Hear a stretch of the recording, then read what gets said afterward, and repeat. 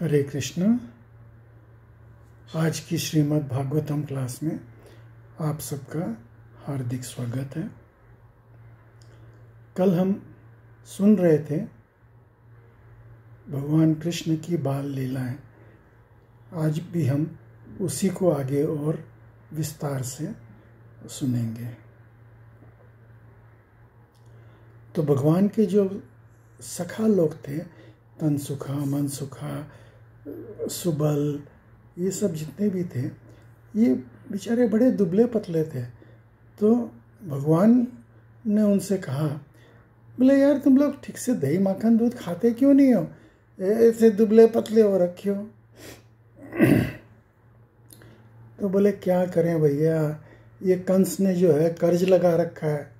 बोले हैं, सारी मेहनत हम करें और सारा माखन, दूध, मिश्री, मक्खन सब ले जाए कंस, ये तो बात ठीक नहीं है, पहले हमको मिलना चाहिए। तो बोले कि भाई कैसे करें, तो एक कर लगा रखा है। बोले अगर सीधे सीधे नहीं मिलेगा तो हम चोरी करके खाएंगे। तो भगवान की माखन चोरी के लिए जो कल अपने सुन रहे थे, वो इसलिए भगवान चोरी करते हैं कि भाई अगर सीधे सीधे नहीं मिलता है तो हम चुरा के खाएंगे। तो ग्वाल वालों ने बोला नहीं नहीं नहीं, चोरी करना तो महापाप होता है, हम तो चोरी नहीं करेंगे। तो भगवान ने बोला अच्छा ठीक है, कोई बात नहीं, फिर मैं तुम लोगों के साथ में नहीं खेलूँगा, अब मैं खाली दाऊ भैया के साथ में खेलूँगा। तो भगवान का साथ तो वो लोग किसी हालत में भी छोड़ने को तैयार नहीं है। बोले नहीं नहीं कान्हा, आप तुम जो बोलोगे मैं वही, हम लोग वही करेंगे। बोला अच्छा ठीक है। तो लोग माखन चोरी करने लग गए सब जगह। अब ये जो माखन चोरी जो है, ये एक तरफा नहीं था, दो तरफा था। यहाँ तक कि जो गोपियाँ थी वो चाहती हैं कि भगवान आके हमारे यहाँ से माखन चोरी करें, मेरे हाथ का बनाया हुआ माखन खाएं। छछिया भर छाछ पे नचावत है। भगवान जो अखिल ब्रह्मांड नायक हैं, उनको एक दोने में छाछ, वो भी पुरानी बासी छाछ, वो ये जो ग्वालन जो है, ब्रज की ग्वालन, वो उनको बोलती है छाछ पियोगे, जबकि भगवान के नंद बाबा के 9 लाख गाय हैं, उनकी कोई कमी नहीं है। तो बोले हाँ पीऊँगा। तो बोले नाच करके दिखाओ। तो इस तरह से उनका जो प्रेम व्यवहार था ना, गोपियों का और भगवान का, ये बहुत ही अलग है। तो गोपियाँ भी चाहती थी कि भाई भगवान आकर के उनके हाथ का माखन खाएं, लेकिन ऐसे तो ऊपर से बोलने में लज जाती थी।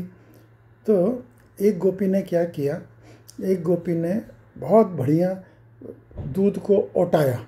अभी ओटाया दूध को क्या बोलते हैं, जैसे 1 लीटर दूध आप उसको उबाल करके जो आधा लीटर बच जाता है, ऐसा ओटाया हुआ दूध, और उसके अंदर जो है उसने बढ़िया मिश्री विश्री डाल करके और उसको जमा दिया दही। तो मिष्टी दही बन गया बहुत सुंदर, गुड़ मिश्री वगैरह डाल करके। अब उसने क्या किया, वो मिष्टी दही की जो मटकी है वो रख करके उसके ऊपर अपना पीढ़ा डाल करके बैठ गई। जब कान्हा आया तो बोले कान्हा देख, अगर तूने मेरा, कान्हा ने बोला कि गोपी तेरे घर से तो बड़ी अच्छी खुशबू आ रही है मीठे मीठे दही की, उसमें तो चींटी लगने वाली है। बोला अच्छा, अगर दही ढूंढ लियो तो सारो दही तेरो, हाँ, और नहीं ढूंढो तो फिर तो तेरे को कुछ नहीं मिलेगा। अच्छा ठीक है, कृष्ण ने शर्त मंजूर कर ली। बोला अच्छी बात है। अब गोपी तो उस पीढ़े पे बैठी है। अब वो भगवान समझ गए कि ये तो पीढ़े के नीचे दही है, मिष्टी दही। अब उनके ग्वाल बाल भी जो है ना, वो भी बड़े होशियार थे, वो भी भगवान का सारा इशारा समझते थे। तो भगवान ने इशारा किया, उन्होंने क्या किया, गोधूली की बेला थी, गाय वगैरह सब वापस आती थी, अभी गाय धोना बाकी होता था। तो उन्होंने क्या किया, सारे बछड़ों को खोल दिया ग्वाल बाल ने। अब सारे बछड़े जा कर के भाग करके अपनी अपनी गैया मैया के थन से लग गए और दूध पीने लग गए। अब ग्वाल बाल ने आकर के गोपी से बोला गोपी देख, तेरे सारे बछड़े बछिया जो है वो दूध पी रहे हैं गाय के। उसने उठ करके खिड़की से, अरे बाप रे, सारा दूध पी जाएंगे, ये सारा दूध पी जाएंगे तो हम क्या करेंगे। तो जल्दी से उठ करके बाहर भागी। अब भगवान तो देखते हैं कि भाई सारे ग्वाल बालों को, सारे बछड़ों को, उनको उनका दूध मिलना चाहिए, उनको अपना दही माखन छाछ मिलना चाहिए। तो ये सब भगवान की लीलाएं हैं। इधर गोपी गई, उधर भगवान ने मटकी उठाई और खूब प्रेम से जो है मिष्टी दही खाया, अपने ग्वाल बालों को खिलाया, बंदरों को खिलाया। तो इस तरह की भगवान सुंदर लीलाएं कर रहे हैं। इतना आनंद आ रहा है कि बस देखते ही जाओ।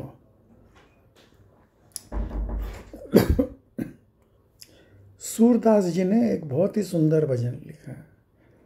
मैया मोरी मैं नहीं माखन खायो, मैं नहीं दही खायो। तो सारी जो ग्वालन है, ये लोग सब मैया के पास में पहुंची और भगवान की शिकायत करने लगी।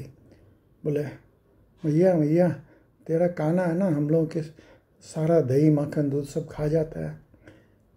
मैया बोली अच्छा, कोई सबूत है? बोले हम लोग ला देंगे। तो जब काना आया तो मैया ने काना को डांट लगाई। बोले तूने सारा माखन मछली खाई? तो बोला नहीं मैया। अब यहाँ पे ना काना जो है वो इमोशनल ब्लैकमेल कर रहे हैं मैया को। बोला मैया भोर भई गईयन के पाछे मधुवन तोई पठायो।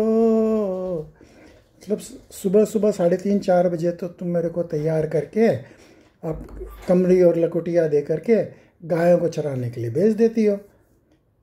4 प्रहर बंसी वट भटक्यो।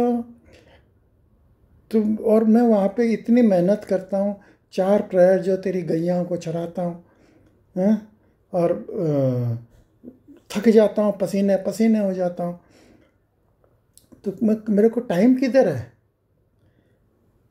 अच्छा। फिर आगे बोलते हैं भगवान, मैं बालक बैयन को छोटो, छीको किस विध पायो।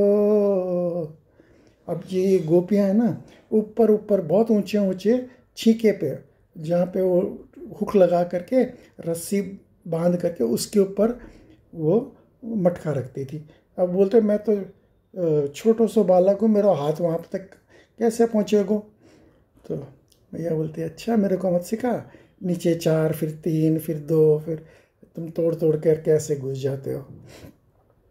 बोले अब कान्हा जो है गुस्से में आ गए। बोला अच्छा ये ले तेरी लकुटी कमरिया, मैं कल से नहीं जाऊंगा गाय चराने के लिए। मैया डर गई। बोला अब मैं तेरे को अब मैं बड़ा हो गया हूँ, अब मैं तेरे को छोड़ के जा रहा हूँ, मैं अलग रह लूँगा, मैं तेरे साथ में नहीं रहूँगा। अब मैया तो बेचारी पानी हो गई। बोले नहीं बेटा नहीं, तैने ही माखन खायो, तूने माखन नहीं खाया बेटा, तूने माखन नहीं खाया। और उसको गले से लगा लिया। बोले नहीं बेटा मेरे को छोड़ के मत जा। तो इस तरह की बहुत सुंदर लीलाएं हो रही है। जब कान्हा ने देखा माँ का गुस्सा थोड़ा ठंडा हो गया तो उसने बोला मैया ये जो छड़ी से तू मेरे को मार रही है ना, ये ग्वालिनों को मार के भगा। जब मेरी झूठी गवाहियाँ दे रही है ये लोग आ करके, तो मैया ने सब ग्वालिनों को भगा दिया। फिर कान्हा ने देखा, बोला मैया बहुत परेशान हो रही है, थोड़ा सच बता देता हूँ। बोला मैया मोरी थोड़ी सी तो चोरी की है मैंने थोड़ा सा तो माखन खाया हुआ है। मैया मोरी मैंने ही माखन खायो। तो मैया बोलती है ये तो गलत बात है बेटा, ऐसा नहीं। बोला अच्छा भैया मैं चोरी करना छोड़ दूंगा, आगे से चोरी नहीं करूँगा। तो बोला क्या चाहिए तेरे को? बोला मैया मेरा ब्याह करा दे, ब्याह करा दे। अच्छा, मैया भी बड़ी खुश हो गई, ब्याह करा दे। बोले कैसी कैसी कैसी छोरी चाहिए तेरे को, ढूंढूंगी तेरे लिए। बोला मैया गोरी गोरी छोरी लाना, छोटी छोटी गोरी, ऐसी ऐसी छोटी गोरी लाना छोरी जिसे मैं अपनी जेब में धर करके, और जब मैं गाय चरावे जाऊं तो उसको साथ में ले जाऊं, और बड़ी बड़ी आँखों वाली होनी चाहिए, वहाँ पे जब भी मेरा मन करे उसको अपनी जेब से निकाल के उसके साथ में बातें करता रहूं।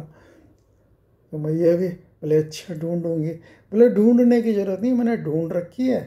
बोले अच्छा, कौन कौन कौन सी लड़की छोरी है? बोले वो जो वृषभान महाराज की बरसाने की जो छोरी है ना, राधा, मैंने उससे ही ढूंढ रखी है। अब राधा तो मैया को भी बहुत पसंद। बोला अच्छा, मैं बात करूँगी। तो ये सब भगवान की ना बाल लीलाएं इस तरह से चलती रहती है। फिर कान्हा बोलता है मैया को, मैया मेरा ब्याह होगा ना तो मैं सबको लेके जाऊंगा, मेरे सारे दोस्तों को, तेरे को, नंद बाबा को, सारे गांव को लेके जाऊंगा, बलदाऊ को नहीं ले जाऊंगा। बोले क्यों? बलदाऊ तो तेरा बड़ा भाई है। बोले क्या है? वो बलदाऊ गोरो है ना, और मैं कालो हूँ। कहीं वो जो दुल्हन है वो बोल दे कि मेरे को काले से ब्याह नहीं करना, गोरे से ब्याह करना, तो मेरे तो ब्याह रह जाएगा और बलदाऊ को ब्याह हो जाएगा। तो इस तरह की लीलाएं बहुत ही सुंदर भगवान करते हैं, बहुत ही आनंद आता है देख देख करके। इधर कंस ने जो है देखा कि भाई अब किसी के संभल नहीं रहा, ये कृष्ण को कोई पकड़ नहीं पा रहा है, तो उसने वत्सासुर नाम के एक राक्षस को गोकुल में भेजा। वत्सासुर क्या है? एक बछड़े के रूप का राक्षस था। तो वो आया और बहुत उत्पात मचाने लगा। तो भगवान ने क्या किया, उसके दोनों पिछले वाले टांगों को पकड़ करके घुमा करके उसको फेंक दिया, तो वो उसका उद्धार हो गया। तो इस तरह से भगवान ने वत्सासुर का उद्धार किया। जब इस तरह से जब बहुत ज़्यादा उत्पात होने लग गए तो नंद बाबा ने सोचा, बोला भाई ये गोकुल में तो बहुत उत्पात हो रहे हैं, तो हमको तो जो है गोकुल छोड़ करके कहीं दूर चले जाना चाहिए, क्योंकि यहाँ पे ये कंस का उत्पात बहुत ज़्यादा हो रहा है। तो फिर वो लोग वहाँ से छोड़ करके वृंदावन की तरफ में प्रस्थान कर गए, अपना ठिकाना वृंदावन। वहाँ पे वृंदावन के आसपास का जो क्षेत्र था वो वृषभानु महाराज उसके राजा थे। उन्होंने वृंदावन का क्षेत्र नंद बाबा अपने दोस्त को दे दिया, बोले तुम यहाँ पे बस जाओ। उसके बाद में कंस ने जो है बकासुर नाम के एक राक्षस था उसको भेजा। बकासुर जो है वो एक बगुले के रूप में राक्षस था, और वो आकर के उसने खूब उत्पात मचाया, सब जगह सारा गोकुल को जलाने लग गया। तो गोकुल को जलाने लग गया तो भगवान जो है देखे कि भाई ये सबको ख़राब कर रहा है, इससे अच्छा इसको मैं बाहर ले जाता हूँ। तो भगवान खुद ही जो है वो अपने गोकुल से बाहर, गांव से बाहर आए। जब वो बाहर आए तो बकासुर भी उनके पीछे पीछे आया। तो भगवान ने उसको पकड़ करके उसकी जो चोंच थी, एक चोंच को एक पाँव से दबाया और दूसरी चोंच को एक हाथ से पकड़ करके और उसको चीर डाला, और इस तरह से बकासुर का वध हुआ। तो जब इतने उत्पात हो गए तो नंद महाराज ने बोला भाई अब तो हम यहाँ पे गोकुल में नहीं रहेंगे, वो वृंदावन की तरफ में प्रस्थान कर रहे थे। तो प्रस्थान कर रहे थे, सारा गांव का गांव बैलगाड़ियों में बैठ करके और अपना प्रस्थान कर रहे हैं। कान्हा भी उसके अंदर बैठा हुआ है। इस रास्ते में सारे फूल और पौधे और खेत खलिहान सब देखते हुए जा रहे हैं। तो वहाँ पे एक मोर नाच रहा था।